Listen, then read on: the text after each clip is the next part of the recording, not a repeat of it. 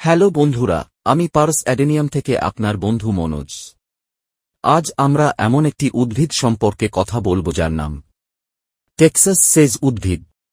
আজকের ভিডিওটি টেক্সাস সেজ প্ল্যান্টের উপর ভিত্তি করে তৈরি করা হয়েছে। এতে আমরা আপনাকে বলবো কিভাবে আপনি টেক্সাস সেজ প্ল্যান্ট রোপণ করতে পারেন বাড়িতে এবং কিভাবে এটি থেকে আপনার বাগান সৌন্দর্য পেতে। ভিডিওটি শুরু করার আগে আপনাকে অনুরোধ করা হচ্ছে যে যদি আমাদের ভিডিওটি আপনার ভালো লাগে তবে আপনি আমাদের চ্যানেলটি সাবস্ক্রাইব করুন এবং বেল আইকনটি সবার জন্য সেট করুন যাতে আমাদের অন্যান্য আসন্ন ভিডিওগুলির বিজ্ঞপ্তি ভিডিওর পাশাপাশি সবার আগে আপনার কাছে পৌঁছাতে পারে। লাইক কমেন্ট করে জানাবেন আমাদের ভিডিওটি কেমন লেগেছে। তো চলুন ভিডিওটি শুরু করি টেক্সাস সেজ উদ্ভিদের সম্পূর্ণ পরিচিতি ও পরিচর্যা নিয়ে।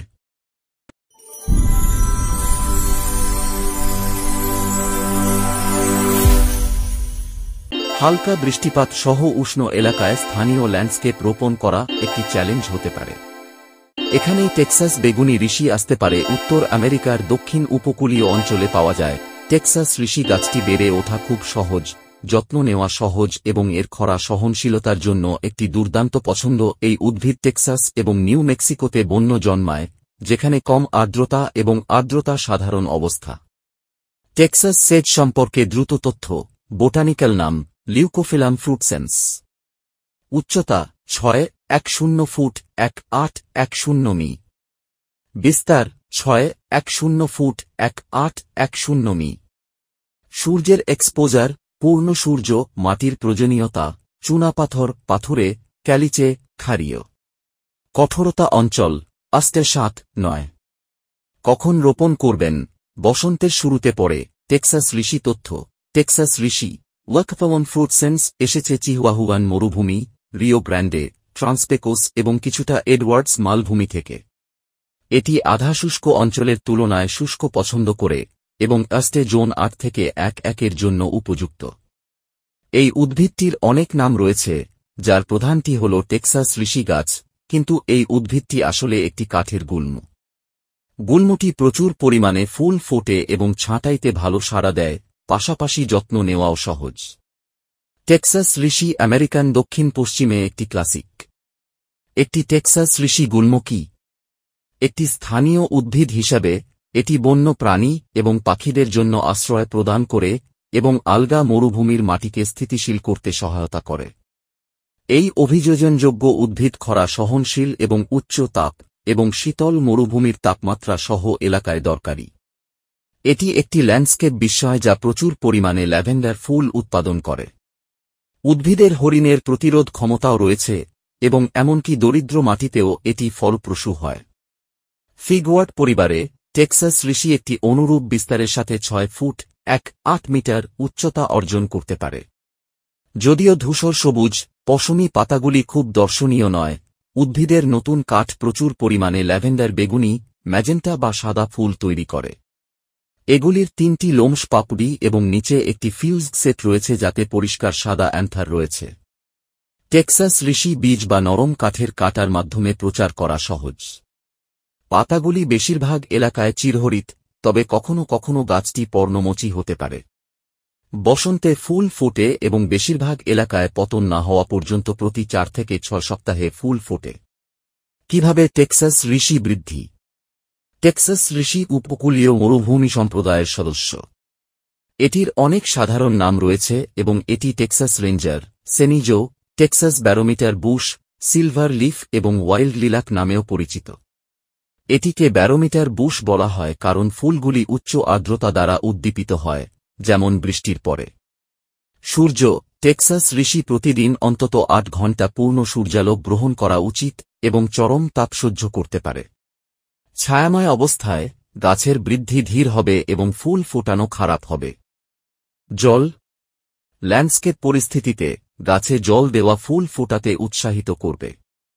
সেচহীন জায়গায় গাছপালা এখনও ভালো কাজ করবে, কিন্তু শুধুমাত্র বৃষ্টির পরেই ফুল ফোটে। এই খরা সহনশীল ঝোপের শীতকালে অতিরিক্ত জলের প্রয়োজন হয় না। ক্রমবর্ধমান মরশুমে আরও সেচ বৃদ্ধিকে উৎসাহিত করবে, যার জন্য আরও ঘন ঘন ছাঁটাই প্রয়োজন। একটি জলবুদ্ধিসম্পন্ন উদ্ভিদ হিসাবে একটি গভীরভাবে জল দেওয়া প্রয়োজন, কিন্তু কম ঘন ঘন।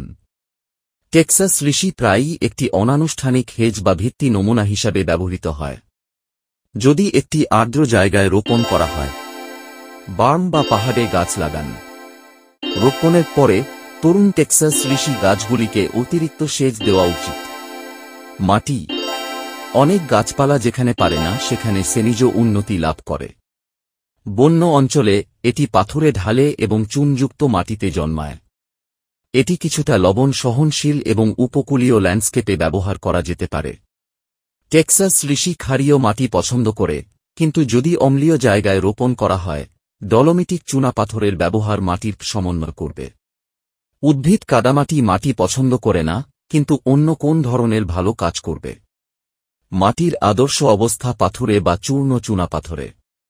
গ্রীষ্মের শেষের দিকে কৃষিকাজে প্রস্তুত মাটিতে রোপণ করা গাছের শিকড় পচে যেতে পারে। ভালো নিষ্কাশন অপরিহার্য। মাটি সংশোধন করুন বা মাটিতে অতিরিক্ত আর্দ্রতা থাকলে গাছের জন্য আরও উপযুক্ত জায়গা বেছে নিন। ছাঁটাই। টেক্সাস ঋষি একটি স্বতন্ত্র ফর্ম বজায় রাখার জন্য ছাঁটাই করা যেতে পারে। বসন্তের শুরুতে, যখন গাছপালা খুব বড় হয়ে যায়, তখন আকৃতি বা পুনরুজ্জীবনের জন্য ছাঁটাই করুন। ডালপালা মাটি থেকে 1-2-1-8 ইঞ্চি 3-0-4-6 সেমি কাটা যেতে পারে। গ্রীষ্মের শেষের দিকে গাছপালা দ্রুত বৃদ্ধি এবং প্রস্ফুটিত হওয়ার সাথে সাড়া দেবে। সামগ্রিকভাবে টেক্সাস ঋষি ছাঁটাই প্রয়োজন হয় না কারণ এটি একটি স্বাভাবিকভাবে আনন্দদায়ক গোলাকার আকৃতি আছে। শিয়ারিং সাধারণ কিন্তু ভিতরের অংশে গর্ত সৃষ্টি করে যা গাছের বৃদ্ধিকে বাধাগ্রস্ত করে এবং এর জীবনকে ছোট করে। প্রয়োজনে ফেব্রুয়ারির শেষ থেকে মার্চ পর্যন্ত বছরে একবার ছাঁটাই করুন। সার। টেক্সাস বেগুনি ঋষিতে অতিরিক্ত সার যোগ করার ফলে গাছগুলি লম্বা হবে এবং শিকড়গুলি অগভীর হয়ে উঠবে। গাছপালা হালকা ফিডার কিন্তু তারা শীতের শেষ থেকে বসন্তের শুরু পর্যন্ত নিষিক্ত হওয়া উপভোগ করে। একটি সর্বোদ্দেশ্য ধীর রিলিজ সার ব্যবহার করুন। মূল অঞ্চলের চারপাশে কম্পোস্ট বা সার একটি শীর্ষস্তর। এটি গাছকে সুস্থ রাখতে সাহায্য করবে। এটি একটি সুন্দর প্রদর্শন করা যথেষ্ট। টেক্সাস ঋষির বেশ কয়েকটি অনন্য জাত রয়েছে যেমন হোয়াইট ক্লাউড সাদা ফুল এবং সবুজ মেঘ যার রূপালী পাতার পরিবর্তে সবুজ পাতা রয়েছে। সমস্যা। সেনিজ কার্যত সমস্যামুক্ত। টেক্সাস রুট পচা একটি সাধারণ সমস্যা যখন গুল্মটি অতিরিক্ত আর্দ্র মাটিতে থাকে এবং তাপমাত্রা 8-0-2-7 এর উপরে থাকে।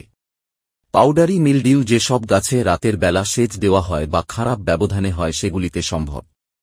এফিডস এবং মেলিবাগগুলি মাঝে মাঝে কীটপতঙ্গ।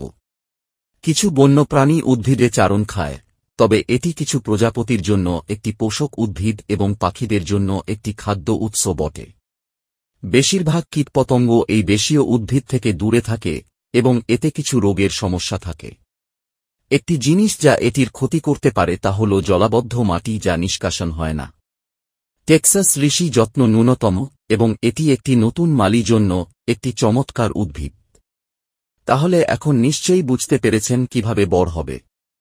বাড়িতে টেক্সাস সেজ উদ্ভিদ। ভিডিওটি ভালো লাগলে শেয়ার করুন। এই ধরনের অন্যান্য উদ্ভিদ সম্পর্কে তথ্যের জন্য সংযুক্ত থাকুন। শুধু এই কয়েকটি ছোট জিনিস মাথায় রাখুন। আপনার উদ্ভিদ সবসময় আপনার বাড়ির সৌন্দর্য বৃদ্ধি করবে এবং আপনাকে উপকারী এবং বিশুদ্ধ বাতাসও দেবে। আজকের ভিডিওটি এখানেই শেষ। আসুন অন্য একটি ভিডিওতে দেখা যাক আরেকটি গাছের পরিচর্যা সম্পর্কে। ততক্ষণ পর্যন্ত বাই বন্ধুরা, শুভ বাগান।